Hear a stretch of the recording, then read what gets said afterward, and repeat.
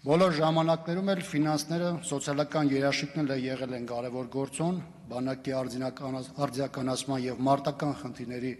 արդյունավետ լուծման տեսանկյունից, սակայն բերել, խառնել ու բանակում արկա հիմնարար խնդիրները դիտարկել բացառապես սոցիալական տեսանկյունից պարզապես վերջնական փակուղի գնացող ճանապարհ է։ Զինված ուժերում համալրման խնդիրները բազմաթիվ գործոններով են պայմանավորված։ Պետության մոտեցումից, արժեքային համակարգի անկումից մինչև սոցիալական խնդիրներ, սակայն վերցնել ու բանակի հիմնական սյուներից մեկը պարտադիր ժամկետային ծառայությունն այս աստիճանի խեղաթյուրել իր մեջ ազգային անվտանգության սպառնալիք է պարունակում։ Բանակը փորձադաշտ չէ, որտեղ կարելի է այս կամ այն քմահաճույքը կամ ցանկությունը փորձարկել, այստեղ կան սկզբունքներ, որոնք անխախտելի են։